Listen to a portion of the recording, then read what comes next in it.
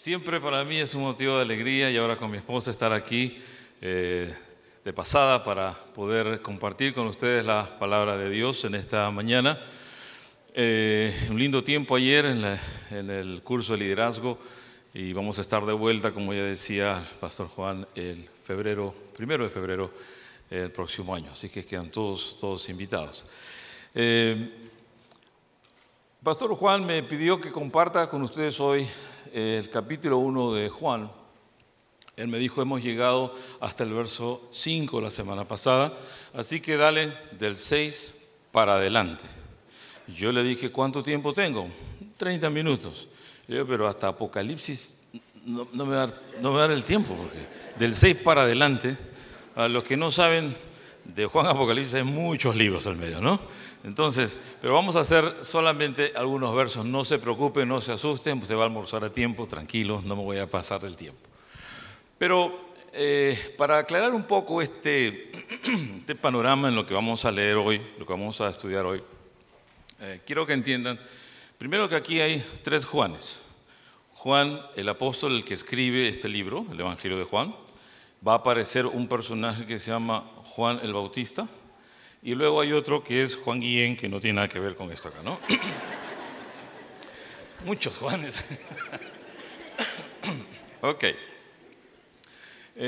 Para entender este pasaje que vamos a leer, vamos a comprender un poquito el contexto, el por qué el apóstol Juan escribe esto en este pasaje acerca de Juan el Bautista y el por qué lo hace así. Primero, él escribe este pasaje porque hay una direccionalidad en su mensaje, es decir, él apunta a llegar a 3 audiencias distintas.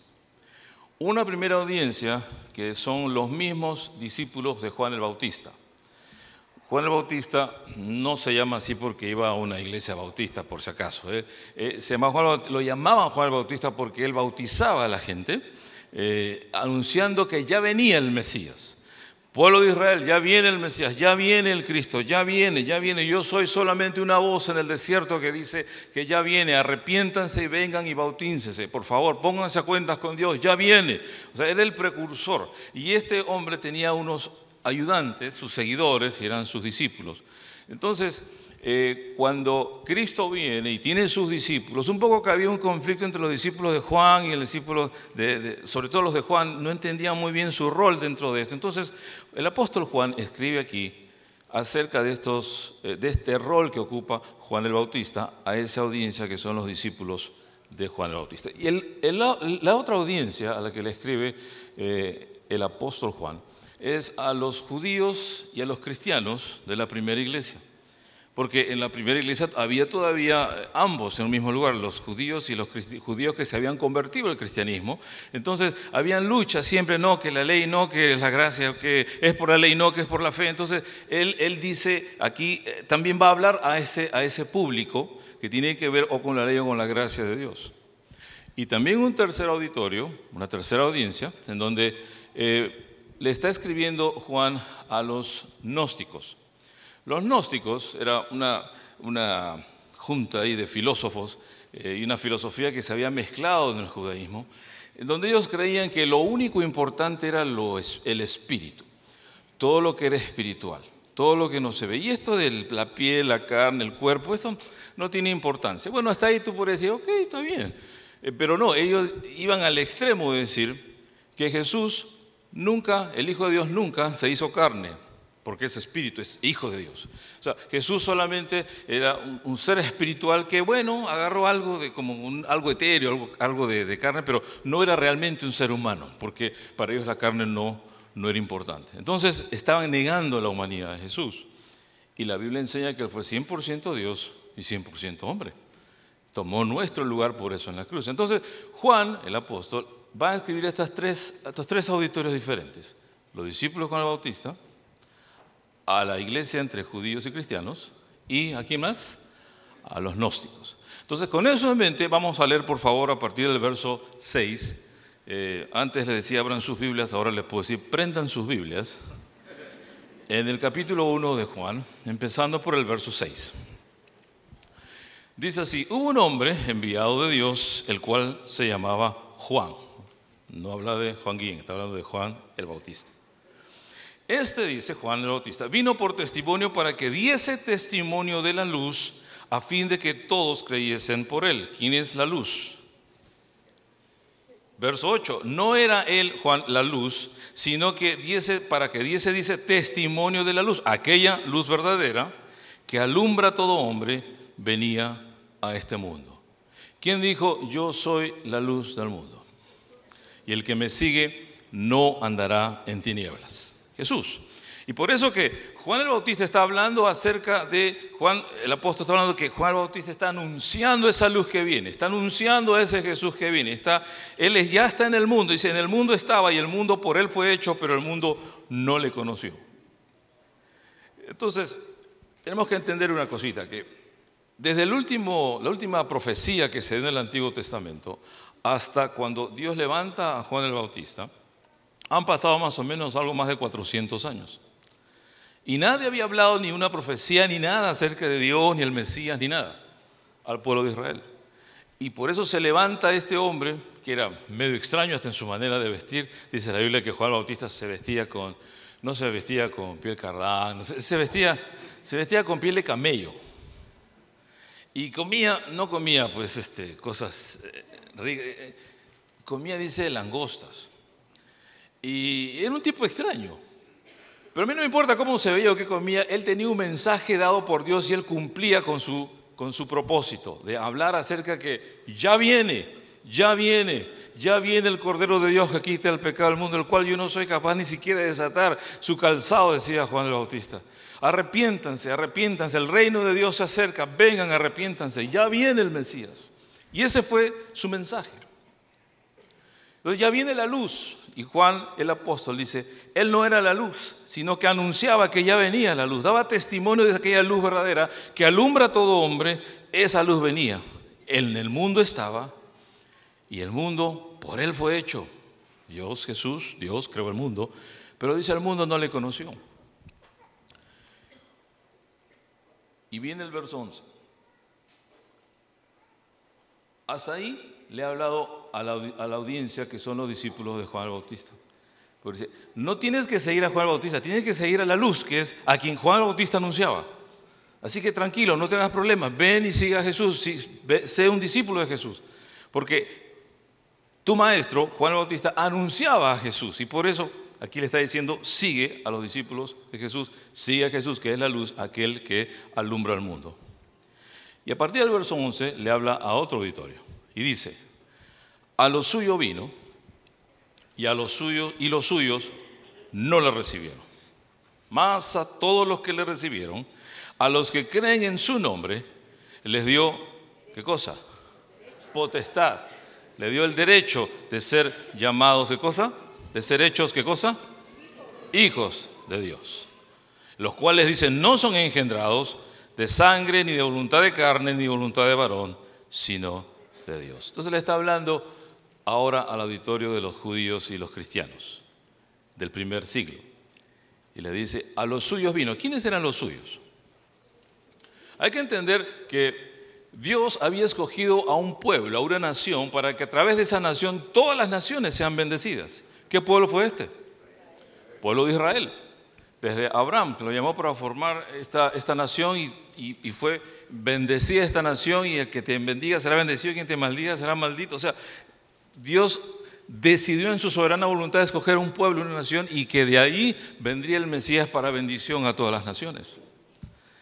Por eso que Juan el apóstol dice, a lo suyo vino, pero los suyos no lo recibieron.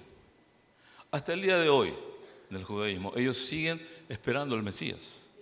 Ellos no reconocen a Jesús como el Mesías, como el Cristo, como el ungido de Jehová. Ellos siguen creyendo que aún no ha venido. ¿Cómo va a venir el Mesías a nacer en un pesebre? Ellos no lo creen.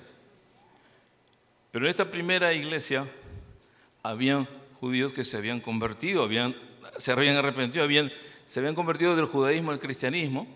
Y entonces, pero todavía guardaban la ley. Había una confusión entre ellos, y los que no eran judíos, que nunca guardaron la ley, decían, no, es por la gracia de Dios, es por fe en Jesucristo y hagamos lo que Él ha dicho que hagamos. Y había conflicto. Entonces Él dice, mira, a los suyos vino y los suyos no le recibieron.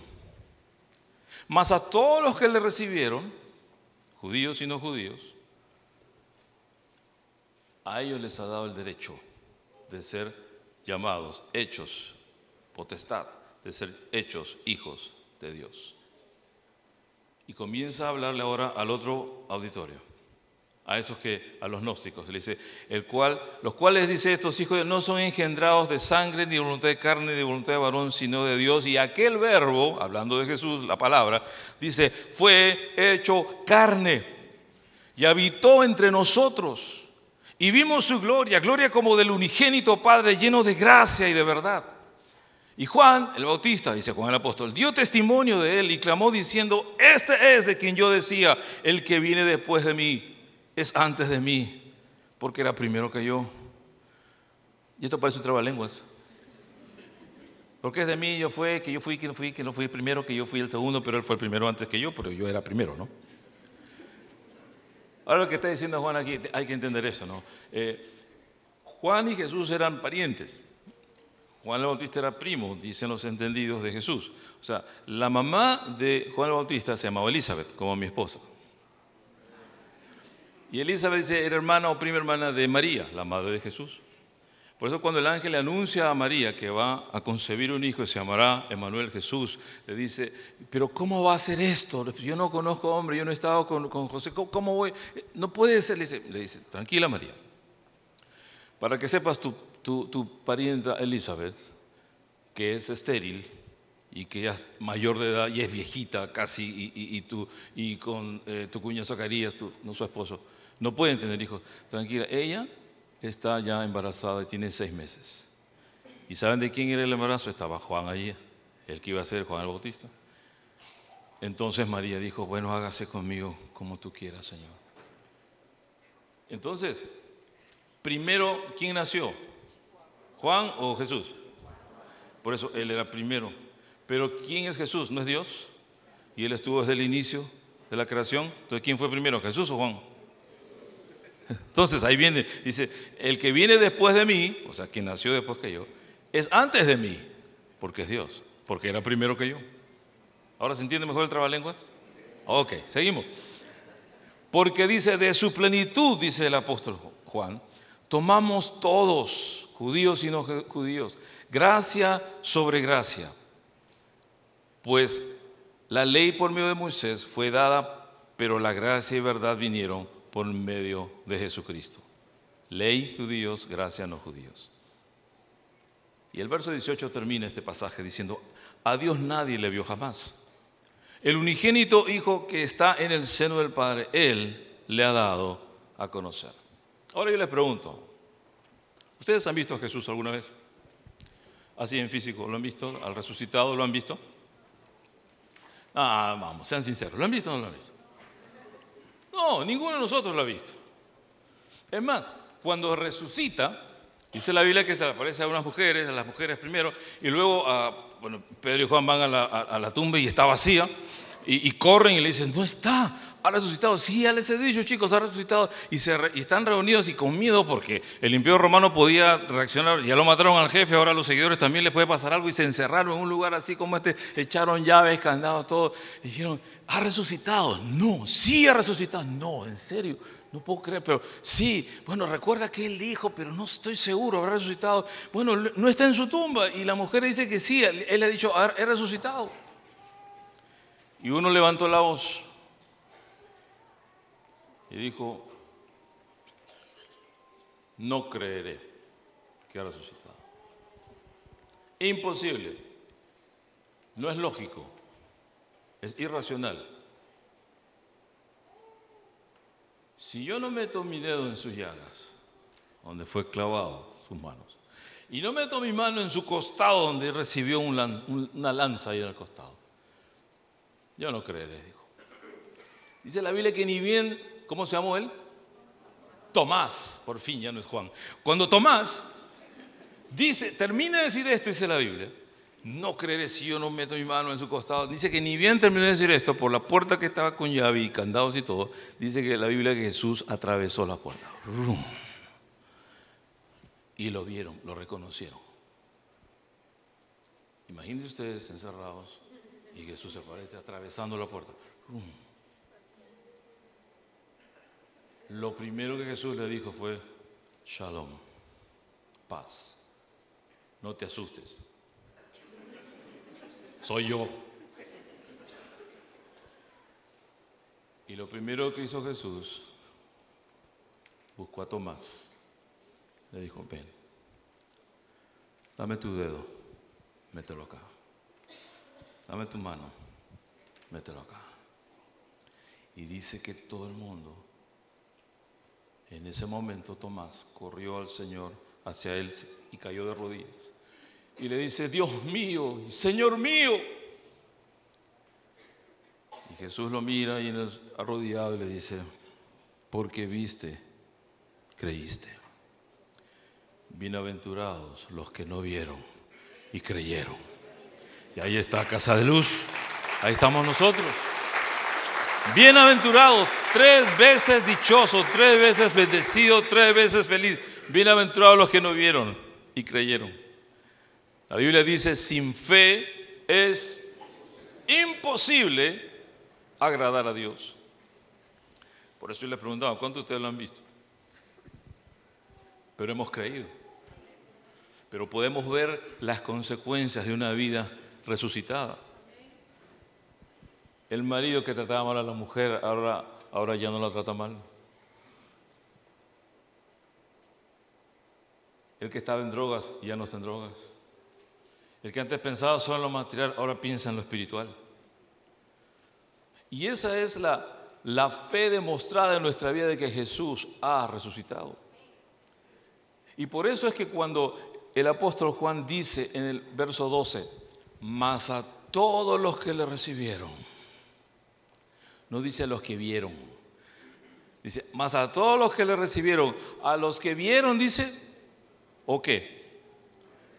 A los que creen en su nombre, nombre sobre todo nombre, para que en el nombre de Jesús se doble toda rodilla de los que están en los cielos, en la tierra y debajo de la tierra, y toda lengua confiese que Jesús es el Cristo, para gloria de Dios Padre.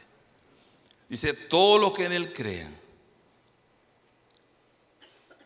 en su nombre, les ha dado derecho, potestad de ser hechos hijos de Dios. ¡Ay, qué hermoso!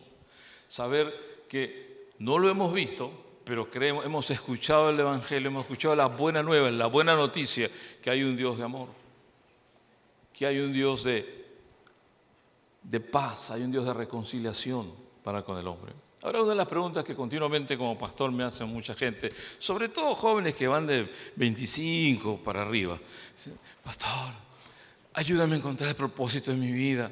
No sé cuál es el propósito, quiero saber para qué estoy en este planeta, pastor. Y creen que uno pues tiene la bola mágica y a ver, dame tu nombre, te voy a decir tu propósito, ¿no?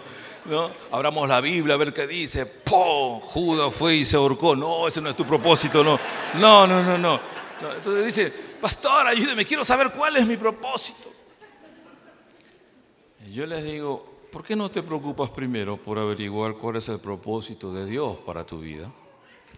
Porque cuando entras en la agenda de Dios, entiendes el propósito de Dios primero, entonces Dios te va a ayudar a entender tu propósito personal en esta vida. ¿Y cuál es la agenda de Dios? ¿Cuál es el propósito de Dios? ¿Para qué Dios se ha encargado de todo este plan de salvación, enviar a Jesucristo, morir, nacer? Vamos a celebrar Navidad, dentro de muy poco, de nacer, crecer y 3 años y medio de ministerio, ir a la cruz, morir, al tercer día resucitar, y bueno, y todo el rollo de la salvación. ¿Para qué? ¿Cuál es el propósito de Dios en todo esto? Es muy claro. Jesús, cuando ya ha resucitado, se reúne con sus discípulos, como hemos visto, y luego con sus apóstoles ahora y más de 500 personas.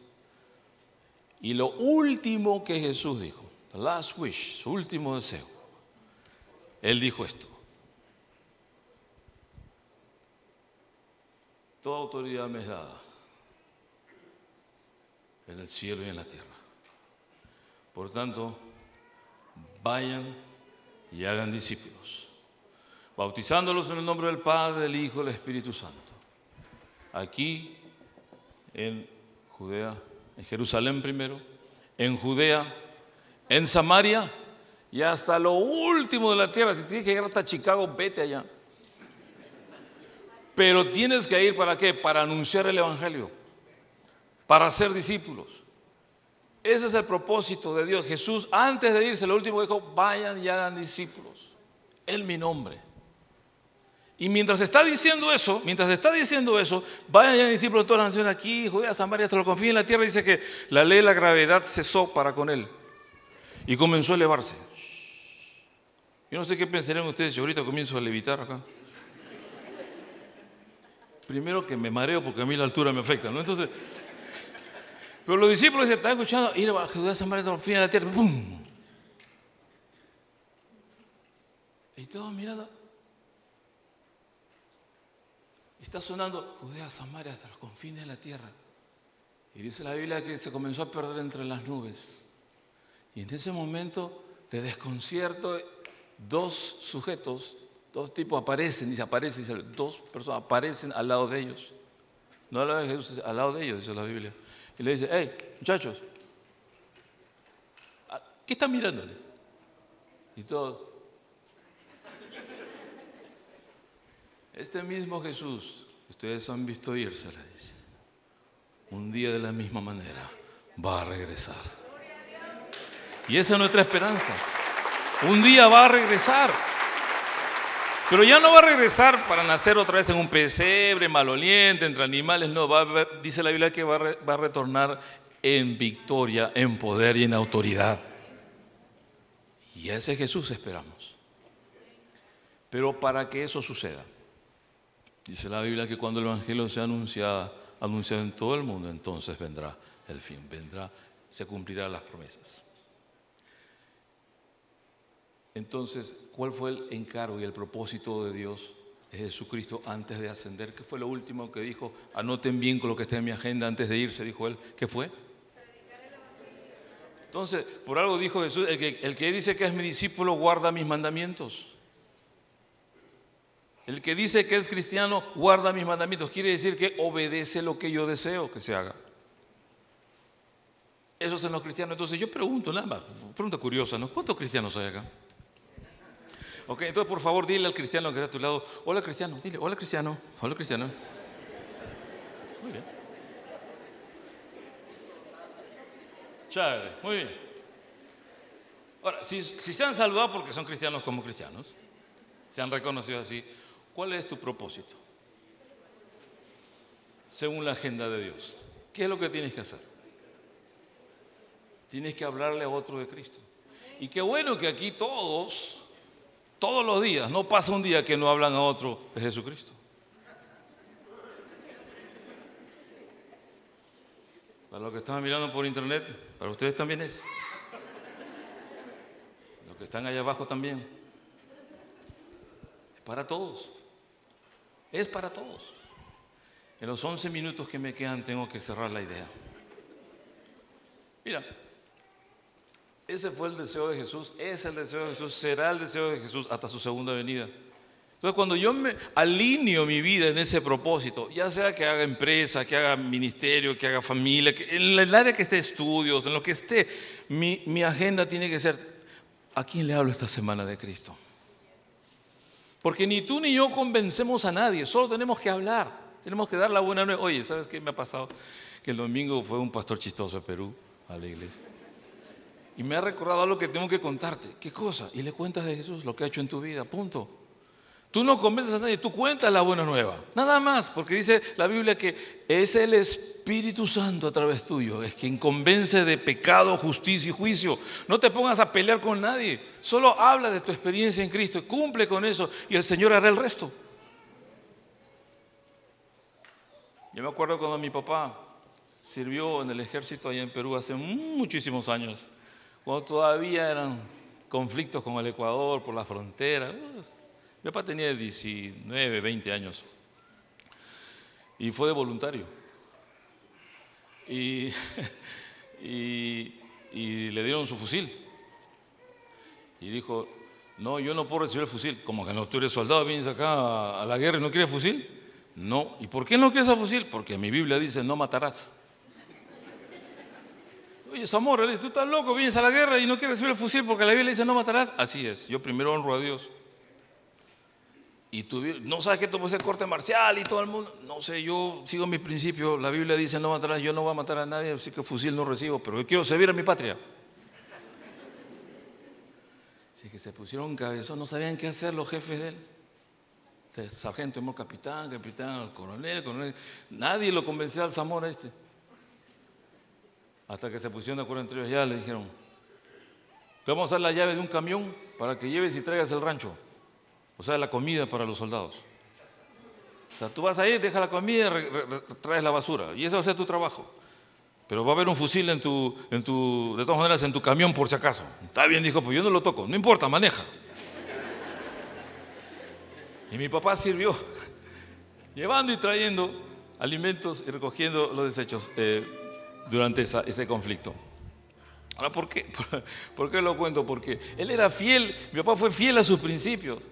Y mientras se reunían, dice, en el campamento, ahí los soldados, y decía, oye, vámonos allá al prostíbulo tal, porque no, vamos Zamora, no, ¿por qué? Porque yo tengo a mi novia. Le dice, ¿cómo voy a ir? Oye, no seas tonto. Le dice, ¿qué te pasa? Tu novia está allá en Lima, kilómetros de kilómetros. Le dije, no, porque hay un Dios que me ve, ¿cómo voy a hacer eso? Le dice, tú estás loco. Y lo insultaban y se burlaban de él, ellos se iban como mujeres y él se quedaba mirando la foto de mi mamá y con su Biblia. Pasaron los años. Obviamente, papá, yo no había sido ni concebido, él era soltero todavía. Pero pasaron los años, yo tendría como 10 años y me acuerdo como que estoy mirándolo a ustedes ahorita, bien fresca en mi memoria. Un día tocaron la puerta de mi casa de una manera desesperada, era un hombre. ¡Zamora! ¡Zamora! Mi papá salió, dijo, ¿quién es? Paredes, soy Paredes. Ábreme, Zamora. Por favor, tú eres mi única esperanza. ¿Paredes? ¿Manuel Paredes? Y le abrió la puerta y yo era el más curioso de mis hermanos, salí. Y un hombre mayor como mi papá estaba borracho. Lo abrazó a mi papá llorando y cayó de rodillas. Le dijo, Zamora, me está yendo tan mal en la vida. Me quiero matar. Estaba a punto de matarme. Y cuando estaba por disparar el arma, una voz, un hombre vino a mi cabeza y dijo, habla con Zamora. Habla con Zamora. Zamora, te estoy buscando hace una semana. Zamora, por fin te he encontrado después de cuántos años. Háblame de ese Jesús que tú hablabas ahí en la frontera. Quiero conocer más porque me quiero morir. Yo escuché eso. Yo tenía 10 años. Mira. Y mi papá le habló del amor de Dios. Le dio la buena nueva de Jesucristo. Y le dijo, hoy puedes recibir a Jesús en tu corazón y empezar una nueva vida, Paredes. Olvídate del todo, Jesús. Dios te ama. Si en esta tarde ya alguien que está viendo por internet abajo aquí está llegando a un extremo de tu vida donde ya no sabes qué hacer y no conoces a Jesús, hay un Paredes en este lugar o por internet. El Señor dice en esta mañana, tranquilo, si tú crees y le recibes, todos los que le reciben y creen en su nombre son hechos hijos de Dios. Con razón cuando en Juan 3:16 dice, porque de tal manera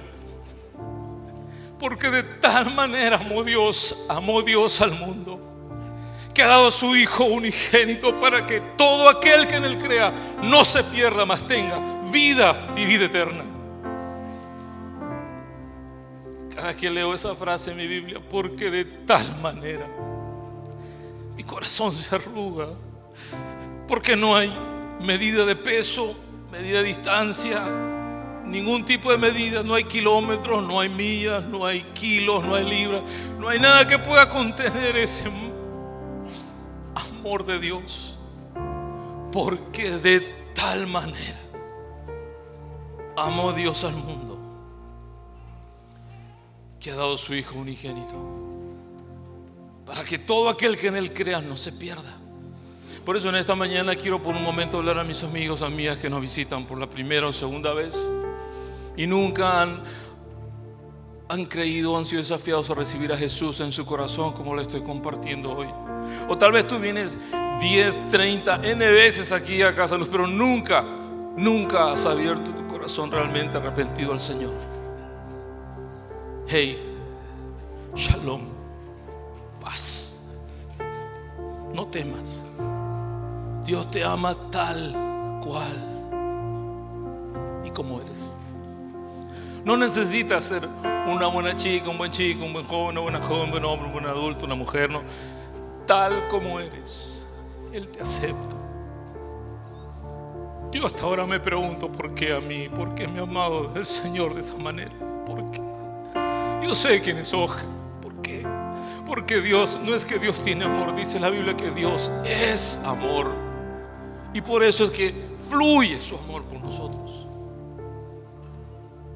Así que me quedan 3 minutos. Que sean los 3 mejores minutos de tu vida. Por favor, ahí donde estás, cierra tus ojos. Ah, qué linda música.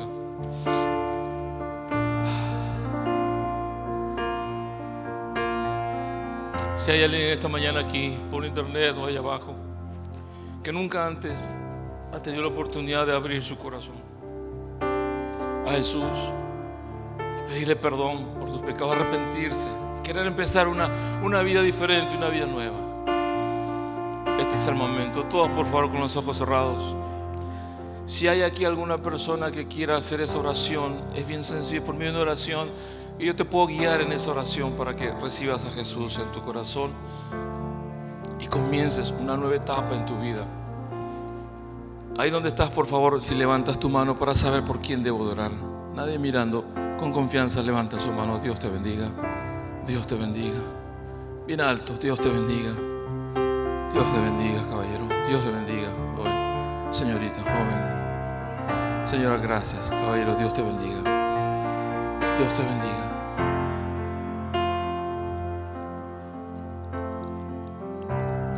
Pueden bajar sus manos. ¿Habrá alguien más?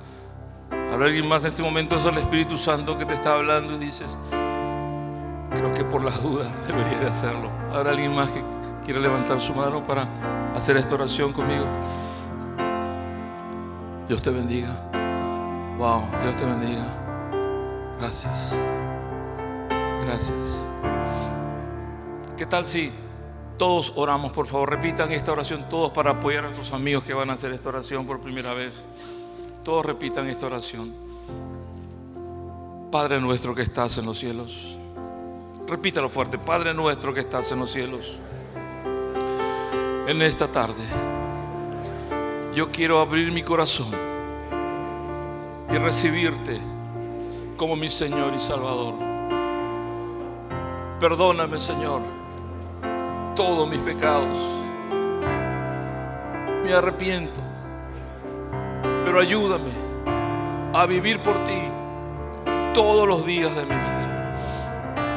Gracias por tu amor en la cruz. En el nombre de Jesús. Amén y amén. Amén. Amén. Amén. Sigue.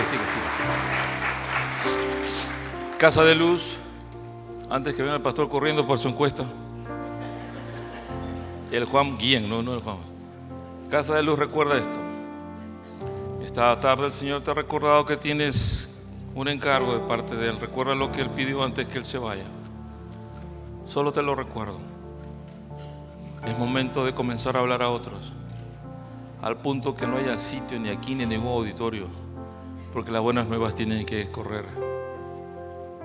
Dios conoce nuestro corazón y Él nos perdona si hemos sido negligentes, pero hagamos la promesa delante de Dios que vamos a hablar a otros de Él. ¿Ok? Hagamos esa promesa delante de Él en tu corazón y actúa, porque para eso estamos en nuestro propósito. Que Dios te bendiga, cuídate mucho, nos vemos en febrero. Chao.